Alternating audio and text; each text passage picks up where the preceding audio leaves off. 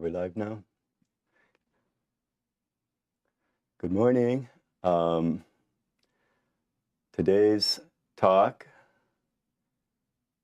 is not for the seasoned Vedantists. Fair warning.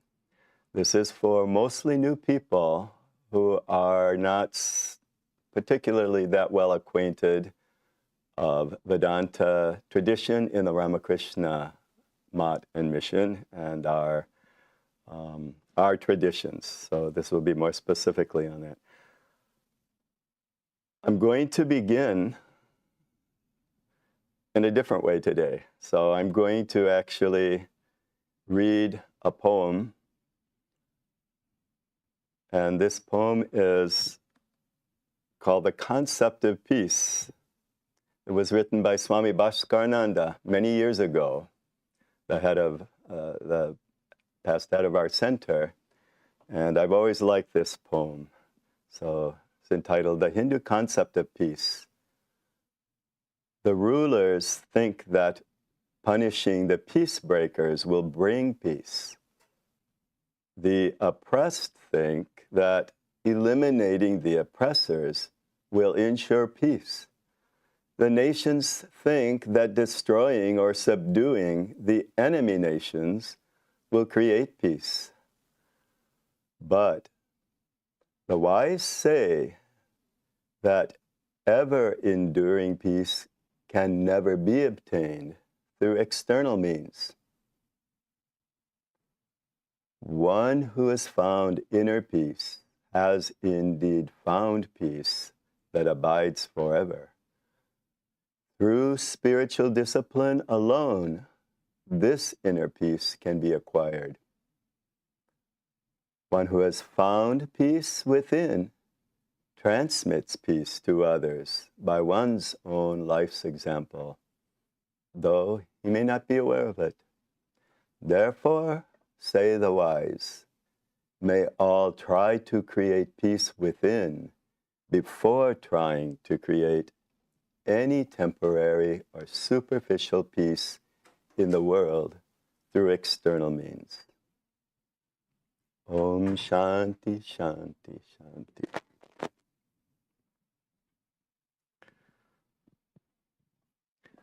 So today's talk was entitled, What is the best path, meaning spiritual path, for me to follow, for the individual to follow? And as I said earlier, for those of you who are already practicing a spiritual tradition, who meditate daily, who are already established in some practice, you may tune into someone else's YouTube channel and get some new information, because you don't need to hear this. But for those who are interested in knowing some of the unique differences of the Ramakrishna Vivekananda tradition, this is for you. And I'm going to go through several different common questions that initially occurred to the spiritual seeker. So the first question we can ask is, why do I need a spiritual path? Can't I just be a good person living in the world? My parents raised me right, behaving morally and ethically, trying to do good to others, trying to achieve some inward peace, as our preceding poem was talking about. Isn't that enough? That's a very reasonable question, and the problem is that as we move through life, we're going to find out that that is not enough. We want more. And also a bigger problem comes in that how often does the idea of needing to take the time to turn off this world. It's like taking a social media break, as it were. But in this case, to completely withdraw from your daily life, your family situation, your work situation, and let the mind focus within. How often does that happen to you in a day where you can reset? For meditators, they may have a regular schedule, they may have a regular practice where they're doing that because they have learned either the hard way or the right way that that practice is necessary daily in order to stay somewhat balanced while living in this hectic, busy world of ours. We spend most of our time engaged in the external part of the world. And what I mean by external, all the impressions of this world that come to us come through our sense organs. They come through our eyes, our hearing, our speech, our touch, our smell. All of the senses bring the world inside of us. The world, you can say, does it exist outside? Something's out there. But if we take even a cursory look at how different each individual experiences the sensory world and the world that their senses individually get access to due to their circumstances, our understanding of the world from individual to individual to individual, even though we share common society, we drive on the same roads, we may eat similar foods and live a similar type of working lifestyle, we have very different experiences of the external world. The commonality is going to be that often the world becomes too much for us. Things don't go smoothly always. and sometimes, often, things don't go smoothly. So our ability to cope effectively, it varies from day to day with how if we feel pressured, if we feel stressed or anxious, then we have a real emotional problem just continuing to exist or live. We may have problems we don't know the solutions to. We don't know how to, not every problem has a quick fix.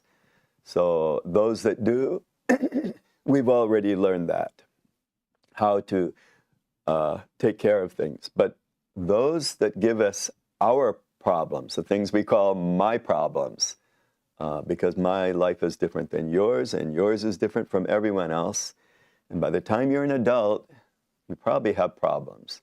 I remember being a teenager and listening to similar types of ideas about how to solve problems in life for college teachers or high school teachers not so much. And I just thought, what problem? There's no problem. Everything's fine. It's just life. Every day we learn something new. We're figuring things out from the time we're a teenager to a young adult. But by the time we finished our formal education and we are employed, either self-employed or usually working for someone else, things change.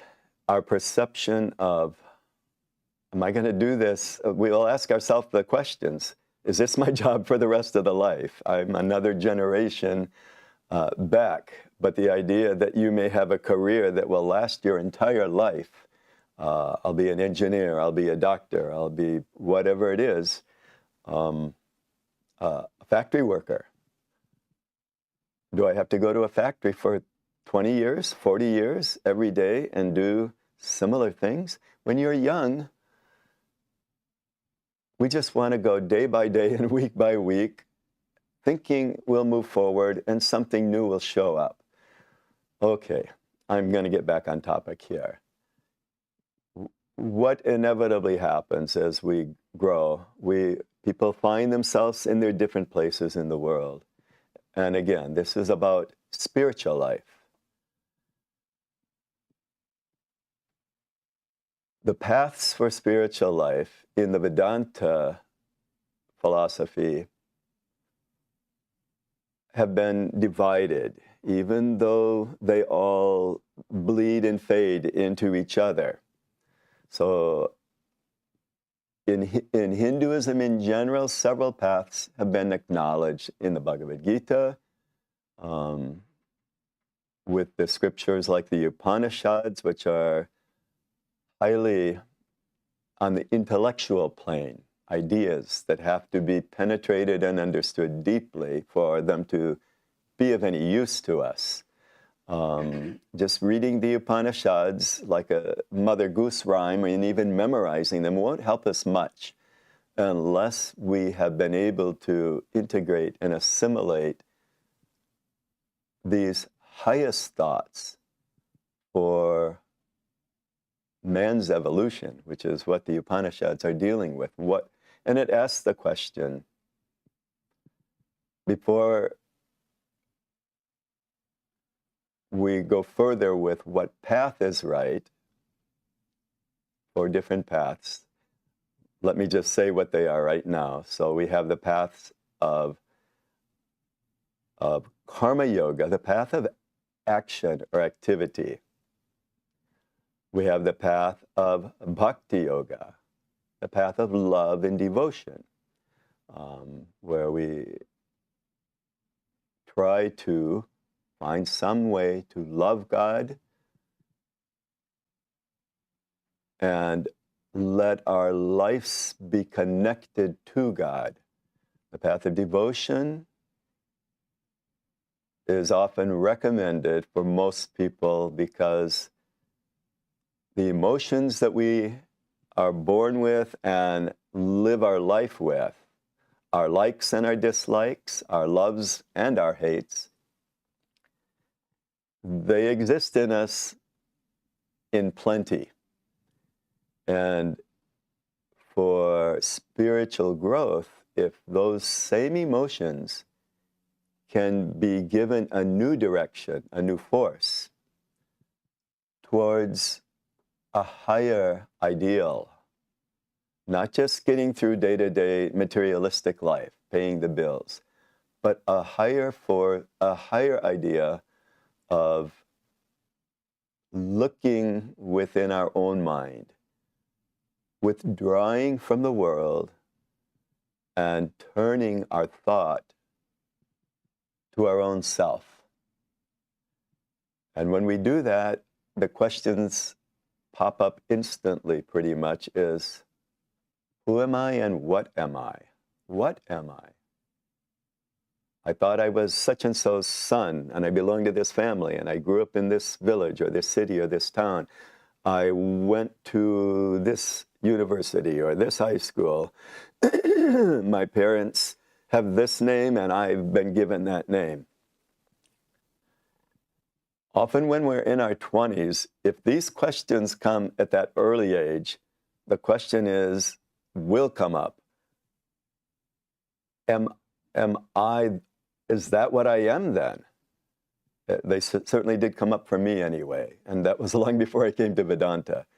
Questioning, well, do I have to do what my parents did?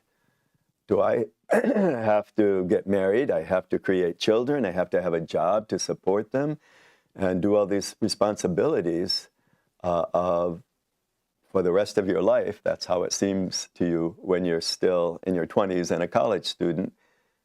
Is that it? And then the question is also more deeply, I'm not those things. an answer comes that says, I'm a product, you can say, of my family. I'm a product, I'm influenced by my school training. I'm influenced by the company I keep, by my friends. And I'm influenced more by my own daily thoughts. What do I spend my time thinking about? If I'm always thinking about the material world, I'm living in an apartment now. I pay my rent. I'm saving money. I guess my next step is supposed to be to get a townhouse or a house of my own, or maybe I'm not going to live in a house, I'm going to travel for a few years, but those plans will come to each of us. Most people are looking for a partner, and they have to find that partner. How do we find our partner? You're born in certain families, you may have one provided by your parents or by chance, also by good luck. We just expect we're going to meet someone who will be the right person for us to become involved with and maybe spend the rest of our life with. And yet, those are all activities. These are all still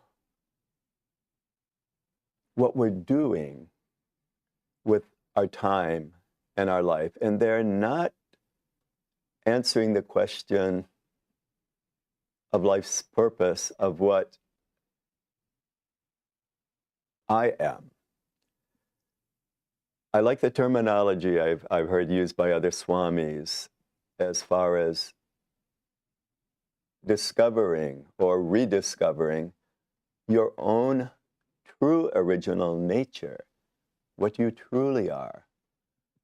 Because we're never any of our activities. And we're not even our experiences. Our experiences are memories. That's not, who's having the memory is the question to ask. Who's experiencing education? Who's experiencing family life? Who's experiencing dating and partnership and all that? Who is that? Who's going through it? These are the questions that come to the core of spiritual life. Because in the word spiritual life is an answer. The fact that ultimately we are spirit. We're not these physical bodies. We're not these experiences that our personalities have been going through and continue to go through every day. You may ask, how are we not that? That's exactly what we are. That's exactly who we are. You're talking nonsense. I'm only that. That's how it seems. That's how it seems to us. We really don't seriously question that I'm not this. We all have our own name. I'm not Swami B. I'm not this person. I'm not. No, we buy into the fact that we are all those things, and that we are this body. If this body gets damaged or broke, we suffer great experience. We experience great suffering. We always try to avoid pain. We always try to avoid misery, both to the body, to our emotional well-being, and our emotional and mental well-being. These two go hand in hand. So why are we being told that we are something else?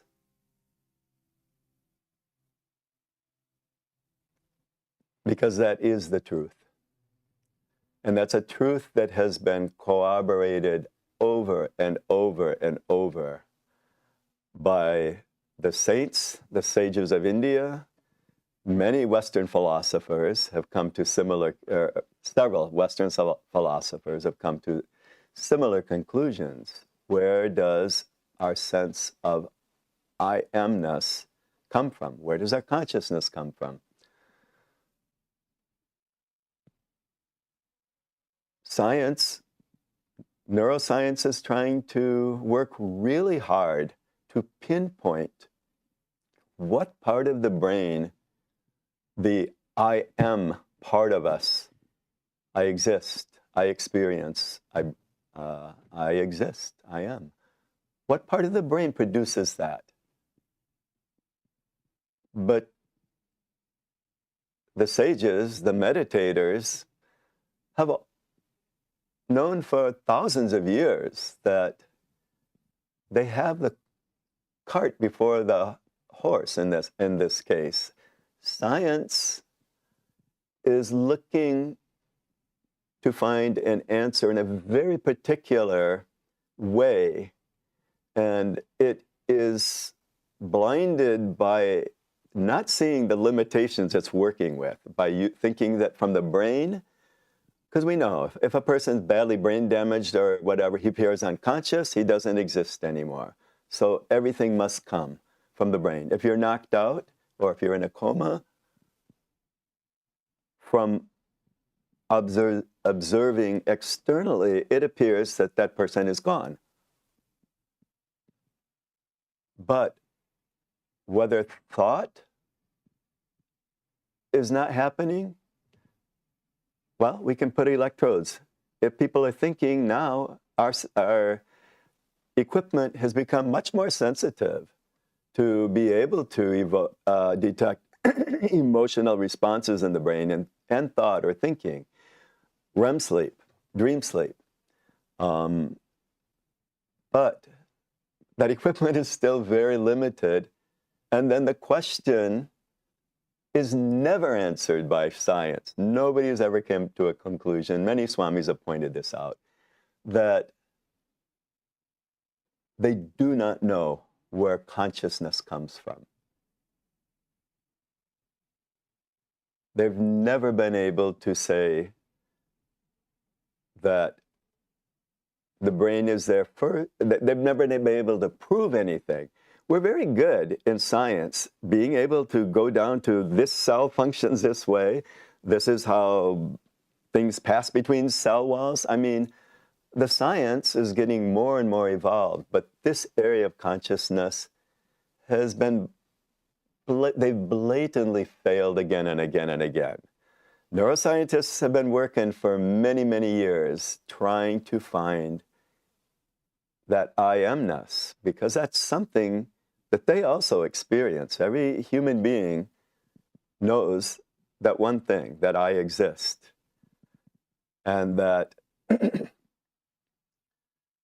in Vedanta philosophy, it just makes it a lot easier to accept a few axioms. And this axiom is consciousness is there. Where consciousness comes from and where individual consciousness comes from, who can know that, right? From our viewpoint in the world, as long as we're in this body, we can't really put our finger on where my I is.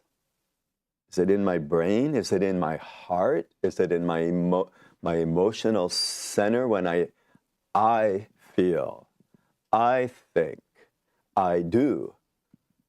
That who that I is, that should be a big hint to make us question some of the bigger questions, because that I doesn't actually need this physical body or even this brain to exist. For those of you who have maybe watched or read a little bit about near-death experiences, the commonalities that have come up, or even people who do remember previous births. Well, what is born over? What is that which takes a new birth? What is that? That I, that being that will eventually say, I am and I exist. And how are there so many? There are billions of individuals on Earth, billions, countless, as it were, of humans who are all going through this same process. In our day-to-day life, we each are the most important person on Earth, every single day. We may not have a big name that makes it to news or anything like that, but there's nobody more interesting and more important than your sense of I am. I'm not going to spend all this on what is consciousness, but you have to bring that into consideration and the questions that come with that idea of I am. That I am is, well, I'm going to use the word spirit, or I'm going to use the phrase that true original nature. If you think about it like this, once we pass out of this body, which is the one thing guaranteed that is going to be faced by you, either younger or older, it's going to happen. You're going to leave this body behind, and with our understanding, you're going to leave your personality behind. All your funny quirks, all your idiosyncrasies, those are also not real. And I'm using the word real in the Vedantic sense, which means that which exists or which is true, past, present, and future, so through time. And we know how we change. Even though the change, as we grow up, it seems to happen so slowly, from a little baby to a toddler to a child, and then to a young adult, and then we keep going through these metamorphoses without really noticing it.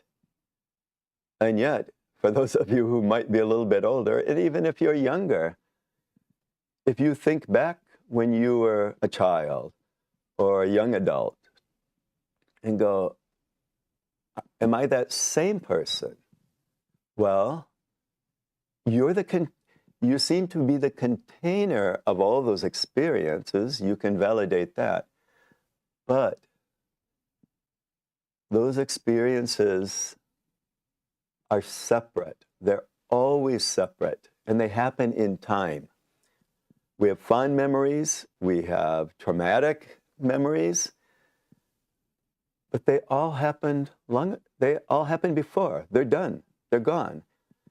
Often we are clinging to them, we obsess on them so much that it's hard for us to sometimes even move forward in the physical world, in life, just living our life healthily, because we have learned to be anxious or we obsess about certain ideas because of certain traumas that we cannot shake off.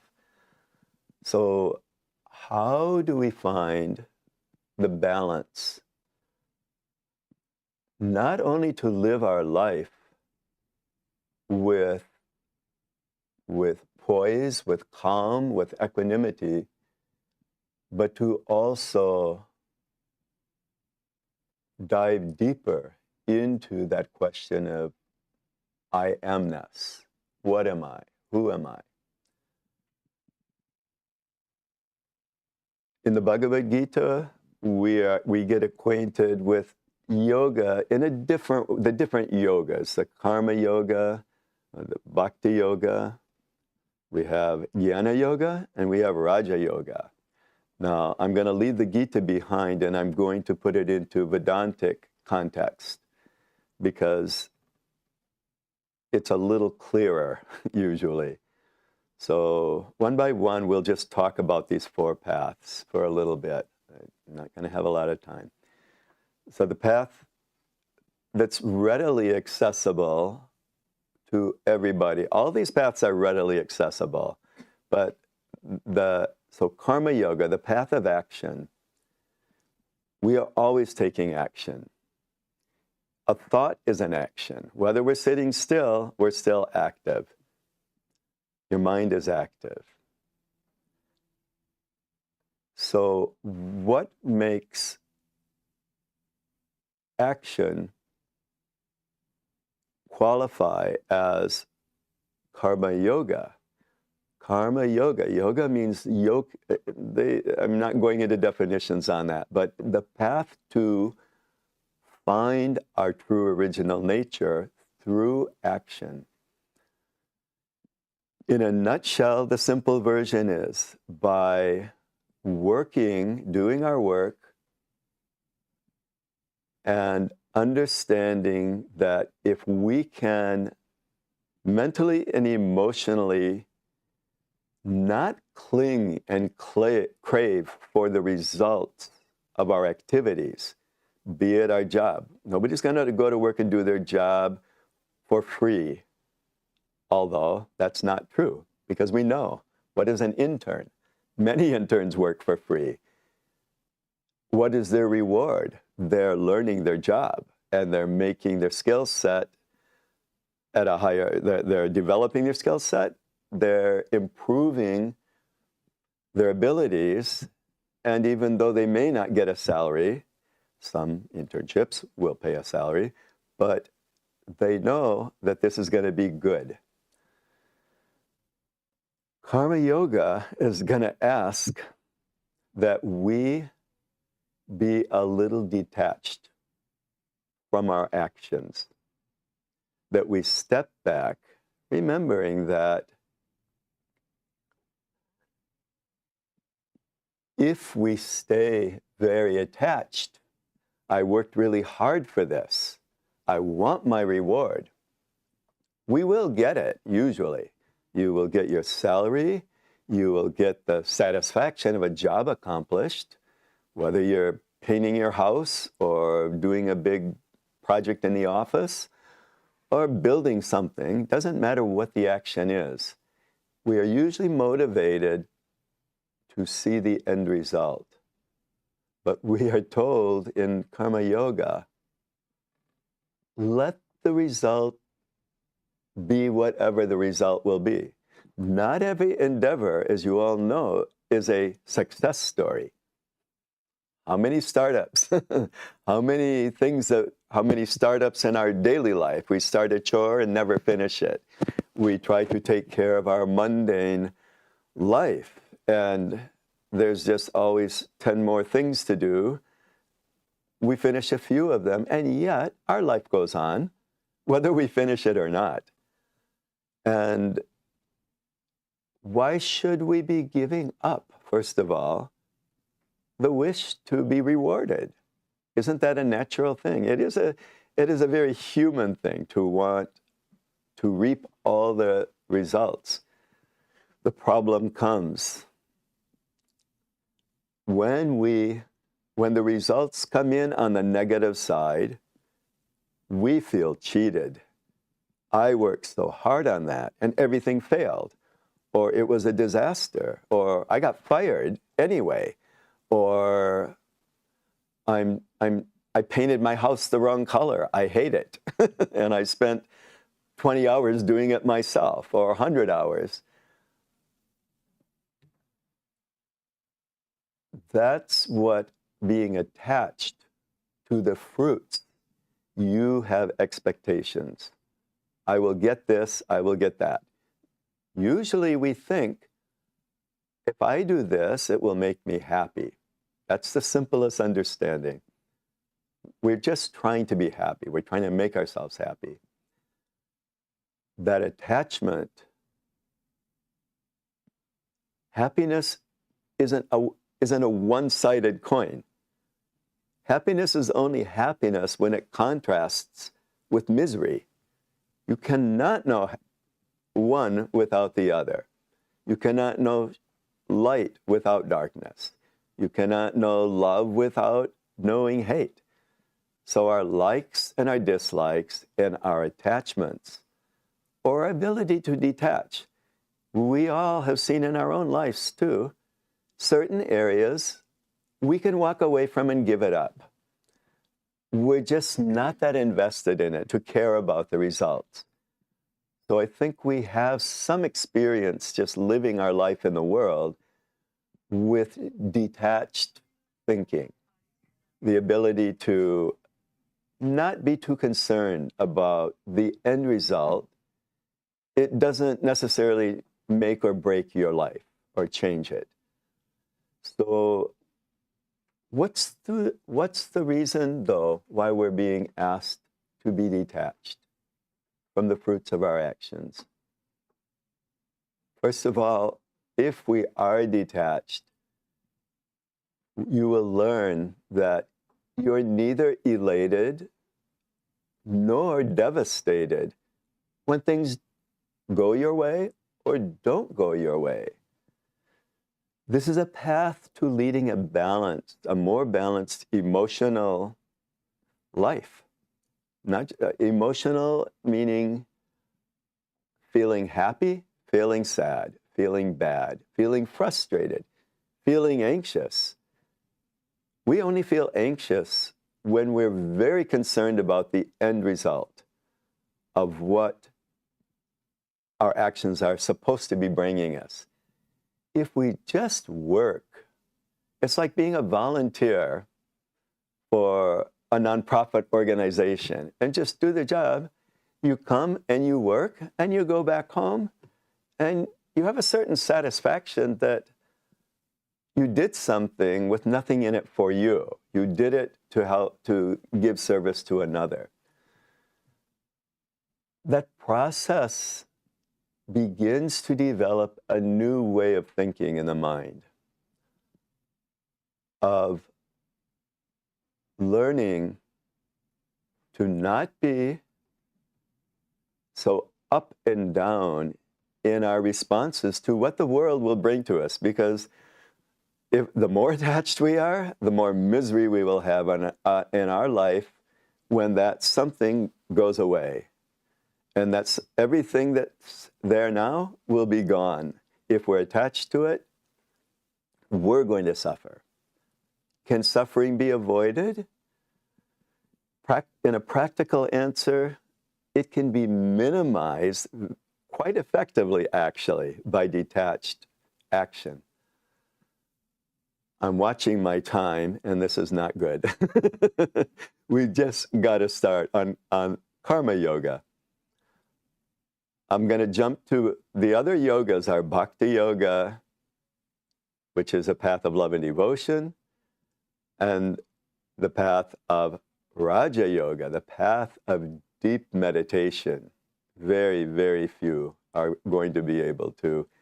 You don't start with Raja Yoga normally, unless somehow, maybe in a previous life, the others have been fulfilled, and you can actually sit still, and your mind can also be still without thought, because Raja Yoga will demand that you just experience your being as it is, as your true original being. And that is described in these words, this Satchitananda. Sat, existence. Chit, knowledge. And the Ananda part, which is very attractive to us humans, bliss. Not pleasure, not enjoyment, bliss.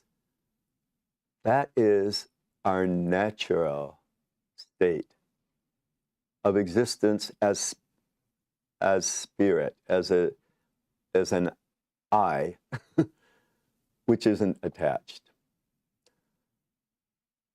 The lure of these paths, all these paths eventually will lead us deeper within ourself. That was, so bhakti yoga, love of God.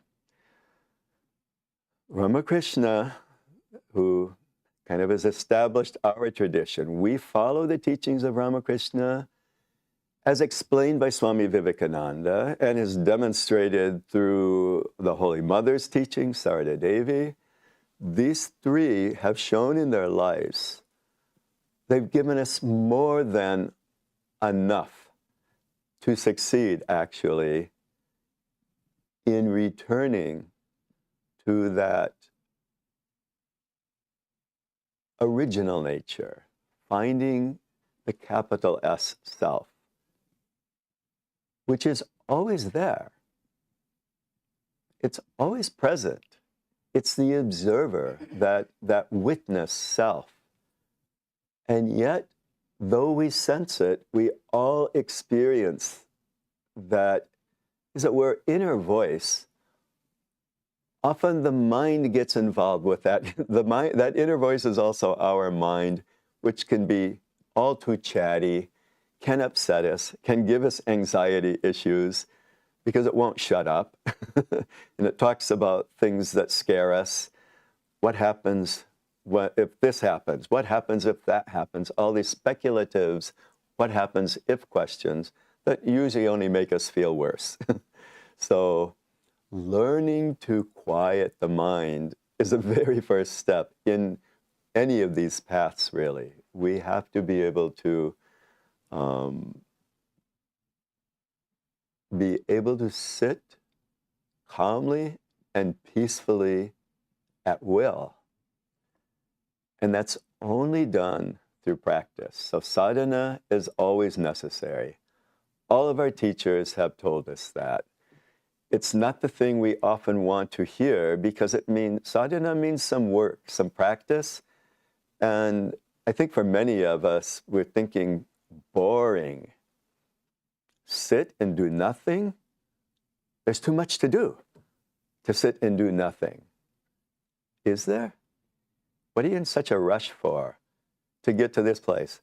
I have to drive here in the mornings and I'm just watching people weaving through the freeways sometimes or risking multi-$100 tickets by going through known speed zones and traps where I always know the state patrol are waiting. And yet they can only think, I got to get there, I got to get there. And in their rush, they may have an accident, they may get a big ticket. What were they in such a hurry for? They saved 2 or 3 minutes, maybe 5 minutes.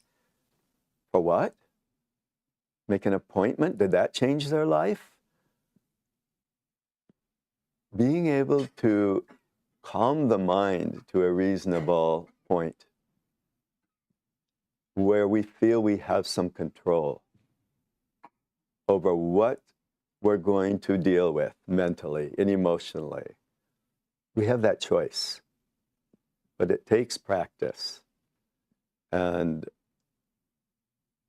that kind of practice is usually not very appealing to us. I'm sorry to say. It is a discipline. It's like anything else. It's easier to discipline by learning a new skill, a new trade, because we're busy using our hands, our mind, our body. I want to go to do hatha yoga. I want to do this. I want to learn how to build a house. I want to take a carpentry course. It's all external, going out. Meditation and rediscovering that spirit which we truly are, you have to quiet down to notice it. You have to shut off all the senses to notice it. And yet, that practice is also rewarding. Those who will actually do the disciplines, learn pratyahara, withdrawal of the mind from the senses. And even in our imaginative thoughts, you're not imagining what you're going to do next in the busy world. No. You may ask, what is there to think of? You'll have to get that from another talk. I think my time is over for this. are there any specific questions? And I'm going to look.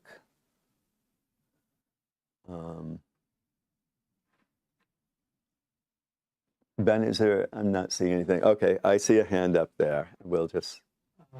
So with regards to the different paths of yoga, you mentioned these 4 of them. Is the general my understanding is the general I guess recommendation is that as an individual you might have proclivity for a certain path. But it also seems like in my experience or others, like the paths kind of work well together too. So is there a suggestion to follow one of the paths or to actually understand each of the paths and how they work together to ultimately get to the goal? And this brings up the question of, in the Hindu tradition, if you're familiar, there's a teacher. In everything we learn in life, we have a teacher. And the question of, can we pick our own path? Do we pick our own path? The answer is yes and no, because at different stages of our life, we may feel, because of you're very right about assessing. If you're an introverted, quiet person, you might find that the path of meditation, the path of discrimination, not this, not this, that has been advised by Ramakrishna for all householders in the world to use that path of, it's actually a path of elimination, where you're saying, I am not this, I am not this. These different paths are there, and normally in our tradition, we will find a teacher who we can trust, who we feel can guide us, just as you have done. In the university education, you may not get the teacher you want, but in spiritual instruction, you want, what's the requirement of a teacher is actually one of the good things that should be known, is that your teacher should be living, of course, Ramakrishna says this clearly, a life of renunciation and austerity. Because if you live a life of renunciation and some austerity, you're definitely showing that the materialism of the world has not won you over. It's one of the qualifications for a good teacher. But a teacher, just like if you watch people playing chess and you're the third party looking over the shoulder, sometimes they have a horse in the race, so to speak. They need to win, and that type of need to win can cloud the situation. A third person who's an expert chess player also observing will see the very first mistakes being made in an easy way. He has no horse in this race.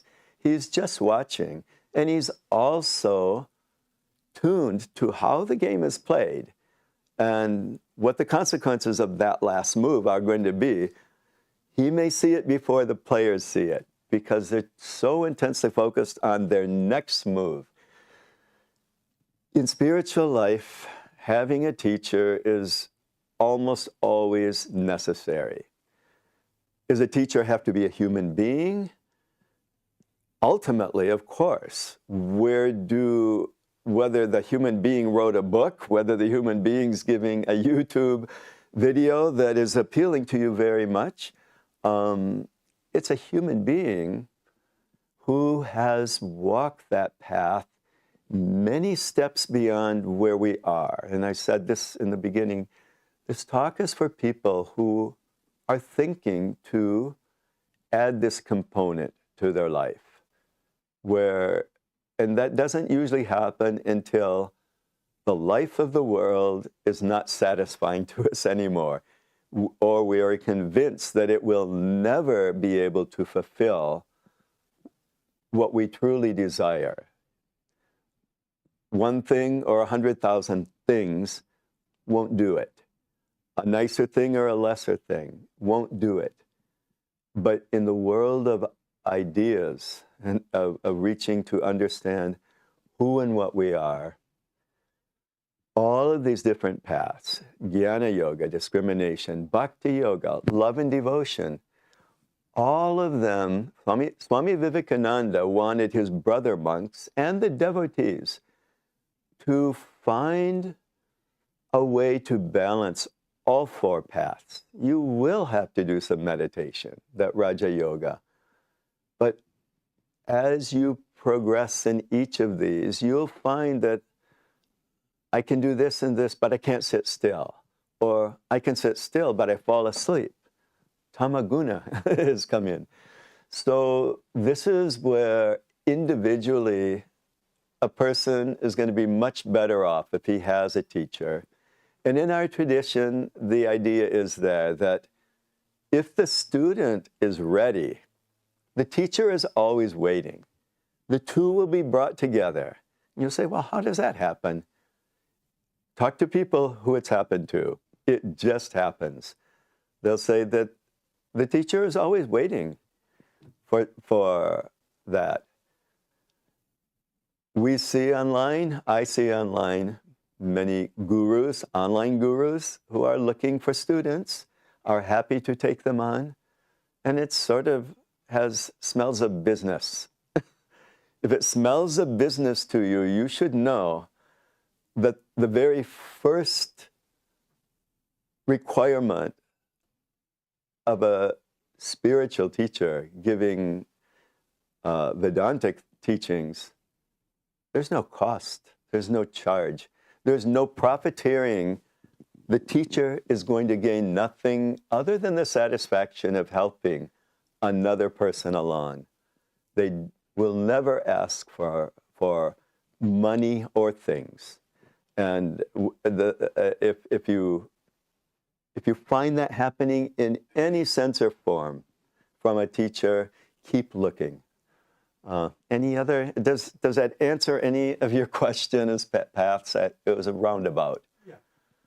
So we can take another minute, I guess. If there's no more questions, okay.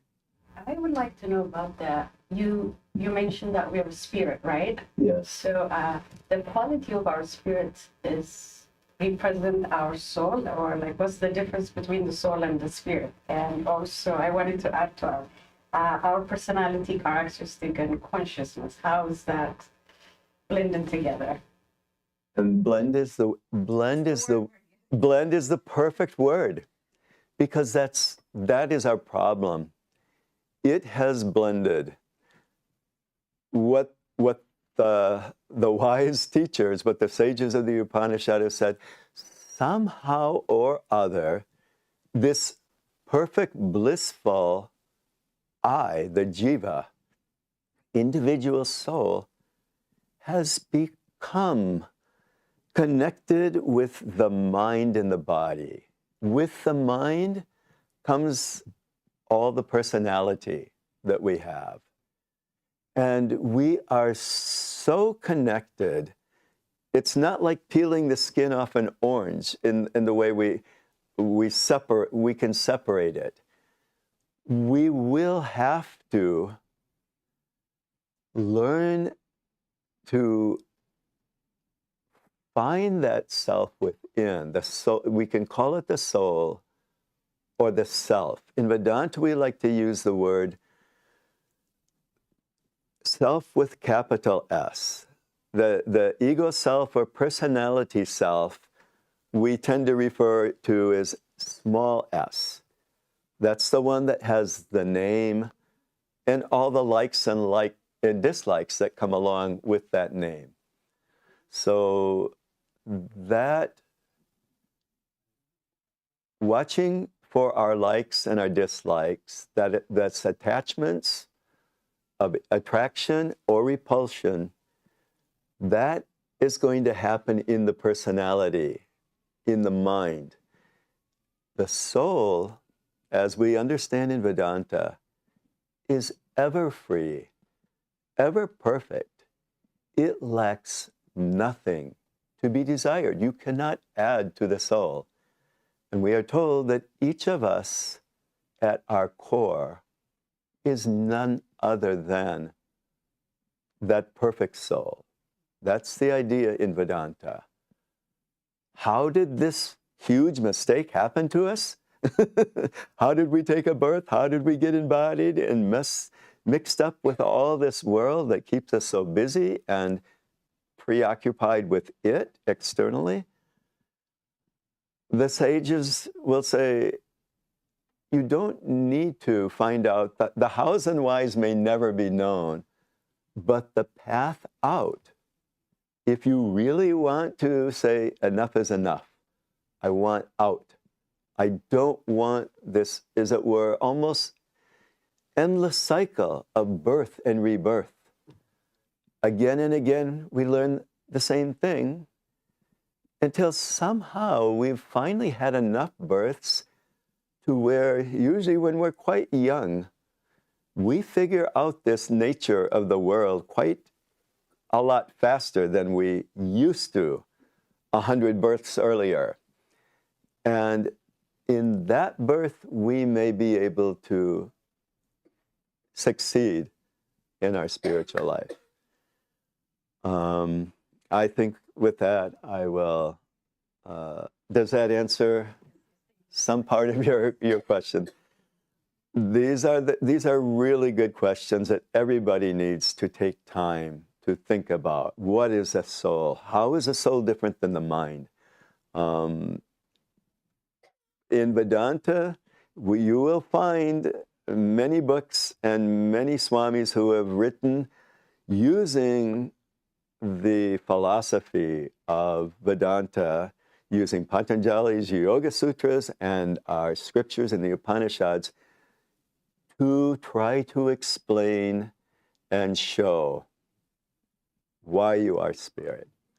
With that, I will end with a short chant, and let me see what I will chant.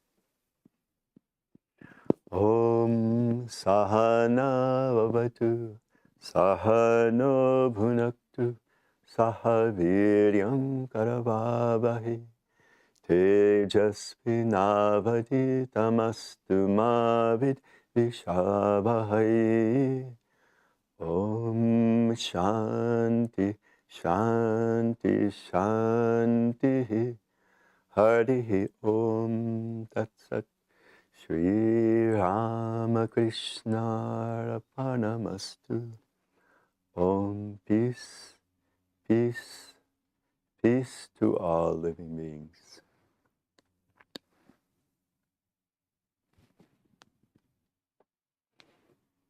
Oh, before I go, I'll make some announcements.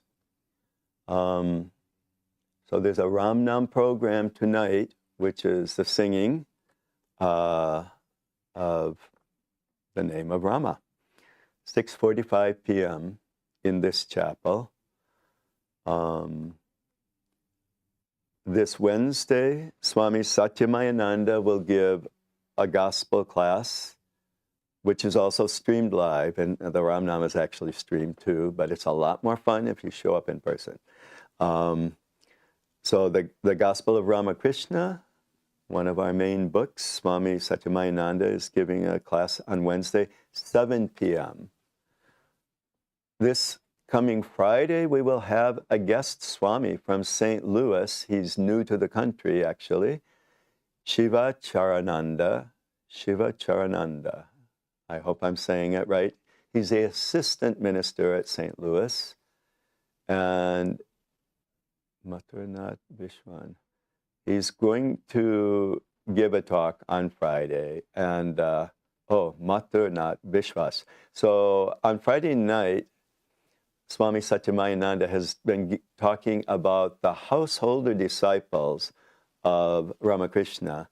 So Mathur, the nephew of Rani Rasmani in the life, this is the whole life of Ramakrishna. So anyway, Saturday, there will be a karma yoga program at Tapovan Retreat up in Arlington, 45 minutes from here on a good day, up to an hour and a half on a bad day.